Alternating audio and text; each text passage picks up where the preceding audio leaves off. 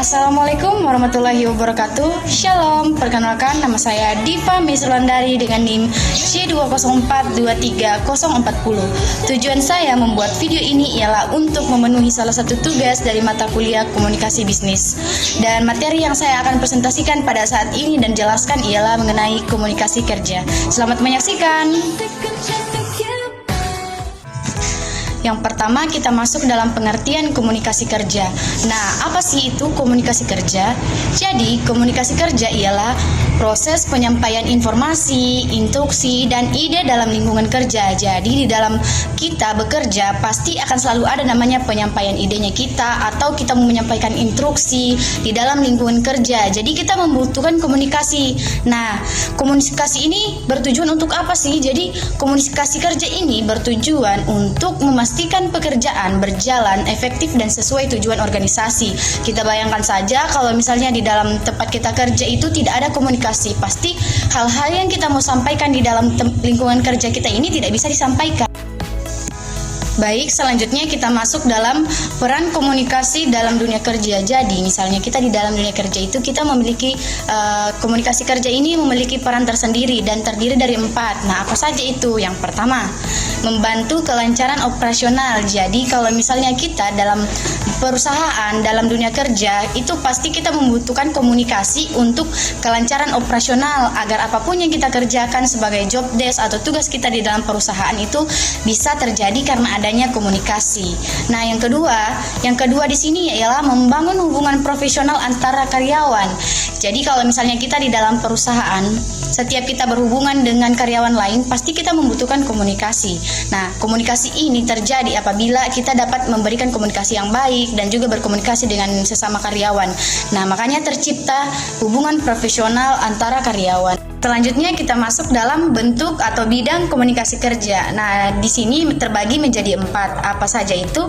Yang pertama itu komunikasi verbal. Jadi di dalam dunia kerja di sini pasti akan ada yang namanya interaksi langsung atau komunikasi verbal antara pembicara dan pendengar, mungkin antara atasan dan juga mungkin karyawan. Di sini pasti melalui yang namanya melalui rapat ataupun melalui instruksi langsung. Nah, yang kedua itu komunikasi nonverbal. Jadi kalau misalnya kita sudah memberikan gestur atau ekspresi muka, pasti itu sudah namanya komunikasi, tapi dia masuk dalam komunikasi nonverbal. Nah, yang selanjutnya yang ketiga yaitu komunikasi tertulis. Nah, di dalam kita bekerja, apalagi di dalam dunia kerja, pasti sekarang yang ada namanya komunikasi tertulis. Nah, komunikasi tertulis di sini bisa melalui email atau momo dan laut. Nah, yang selanjutnya yang keempat yaitu komunikasi digital. Tidak bisa kita hindari bahwa di era digital sekarang ini pasti sangat membutuhkan yang namanya peran digital. Nah, peran digital di sini dalam komunikasi kerja di lingkup kerja ini bisa menggunakan chat kerja ataupun platform kolaborasi. Platform kolaborasi ini misalnya kita akan membuat suatu proyek atau apapun itu dalam dunia kerja, ini bisa membuat aplikasi. Aplikasinya ini collab antara mungkin yang punya perusahaan dengan investor. Masuk dalam tujuan komunikasi kerja. Nah, tujuan komunikasi kerja ini terbagi juga menjadi 4. Nah, adapun itu yang pertama untuk menyampaikan informasi dengan jelas. Jadi, kalau misalnya kita di dalam dunia kerja atau dalam lingkungan kita bekerja, di sini peran komunikasi di sini untuk menyampaikan informasi dengan jelas. Jadi apapun yang kita sampaikan kepada atasan, kepada rekan kerja, kalau tidak menggunakan komunikasi pasti tidak akan jelas saat kita ingin menyampaikan sesuatu. Nah, yang kedua di sini itu mengkoordinasikan pekerjaan antara tim. Di dalam dunia kerja pasti akan ada namanya kerja antara tim. Nah, komunikasi di sini berperan untuk mengkoordinasikan tugas-tugas apa yang akan dilaksanakan, pembagian job desk atau tugas, dan hal-hal yang perlu disampaikan. Yang ketiga, meningkatkan efektivitas dan produktivitas.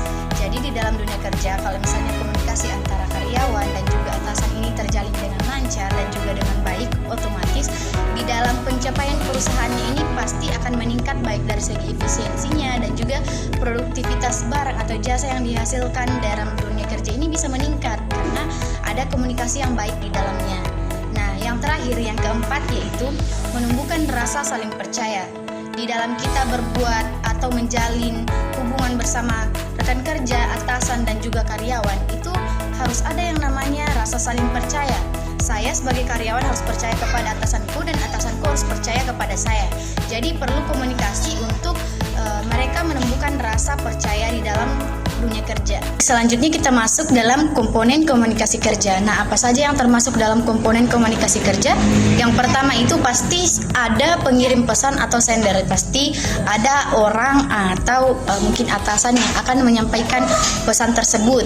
Nah, yang selanjutnya itu pastinya ada pesan atau message. Jadi tidak mungkin kan kalau misalnya kita mau menyampaikan pesan tidak ada pesan atau maksud tertentu yang kita mau sampaikan.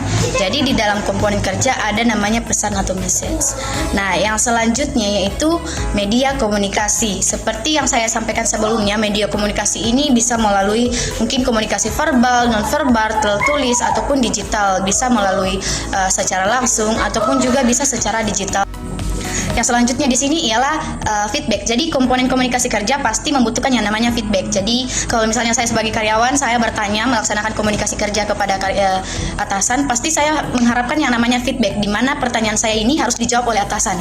Nah, ini sangat penting. Kenapa? Karena dalam kita melaksanakan kerja di lingkungan kerja, pasti kita sering yang namanya tidak paham atau bertanya tentang tugas yang kita laksanakan. Nah, disinilah kita sangat membutuhkan adanya feedback antara komunikasi kerja. Nah, yang selanjutnya, yang terakhir di sini ialah konteks. Maksud konteks di sini ialah apa maksud kita dalam ingin berkomunikasi di dalam dunia kerja, apa tujuan dan apa hal-hal yang ingin dicapai. Selanjutnya di dalam dunia kerja, di dalam kita bekerja, lingkungan kerja kita ini pasti akan ada yang namanya hambatan-hambatan dalam kita berkomunikasi, baik itu sesama karyawan ataupun kepada atasan. Nah, apa saja jenis-jenis atau hambatan yang sering kita temui tersebut? Yang pertama itu perbedaan persepsi. Nah, perbedaan persepsi di sini maksudnya ialah perbedaan pandangan antara pembicara dan pendengar, bisa melalui dua arah. Jadi seringkali dalam kita berkomunikasi pasti ada perbedaan pandangan. Nah, di sini bisa menimbulkan perdebatan. Terus yang selanjutnya yaitu emosi dan sikap negatif. Jadi seringkali dalam kita menyampaikan komunikasi kerja, jika pesan atau hal yang kita sampaikan disebut tidak berkenan bagi pendengar, itu bisa menimbulkan emosi dan bahkan sikap negatif dari tanggapan pendengar. Yang selanjutnya yaitu kurangnya keterbukaan. Nah, komunikasi kerja di sini bisa terjadi bisa menimbulkan hambatan karena kurangnya keterbukaan. Biasanya di sini antara rekan kerja mereka kurang ada keterbukaan atau bisa dibilang mereka tidak jujur dalam berbicara. Jadi akan ada kesalahpahaman yang muncul. Nah, yang selanjutnya itu gangguan teknis atau noise. Nah, gangguan teknis ini bisa dari luar, dari misal kita sedang berbicara, mungkin ada yang menyela atau ada keributan. Nah, di sini bisa terjadi hambatan. Nah, yang terakhir di sini bahasa yang tidak jelas. Ingat kalau misalnya kita berbicara atau berkomunikasi menggunakan bahasa yang tidak jelas atau tidak dipahami si pendengar, otomatis komunikasi ini akan ada hambatan karena hal yang kita mau sampaikan kepada pendengar ini tidak jelas atau mereka tidak pahami. Adapun etika dalam komunikasi kerja ialah yang pertama sopan dan profesional, yang kedua tepat waktu dalam merespon, yang ketiga hormati pendapat orang lain, yang selanjutnya jaga kerahasiaan informasi perusahaan. Jadi ini sangat penting karena di dalam suatu perusahaan atau tempat kita bekerja ada hal-hal atau rahasia yang tidak bisa disampaikan ke publik. Nah, di sini para karyawan mereka harus mampu menjaga kerahasiaan informasi tersebut. Dan yang terakhir yaitu hindari penggunaan kata yang multitafsir. Nah, multitafsir di sini maksudnya asal menebak atau mungkin menggunakan bahasa-bahasa yang belum tentu benar. Yang terakhir kita masuk dalam kesimpulan. Nah, yang pertama di sini komunikasi kerja adalah elemen utama dalam komunikasi bisnis. Nah, yang kedua, tanpa komunikasi yang baik, koordinasi kerja akan terganggu. Dan yang terakhir itu keterampilan berkomunikasi yang efektif meningkatkan kualitas hubungan, produktivitas dan keberhasilan organisasi. Jadi hal-hal tersebutlah yang sangat memungkinkan sehingga kita harus belajar komunikasi kerja. Sekian video presentasi dan penjelasan materi komunikasi kerja dalam komunikasi bisnis yang bisa saya sampaikan pada saat ini. Kiranya apa yang saya sampaikan bisa bermanfaat bagi kita semua. Assalamualaikum warahmatullahi wabarakatuh.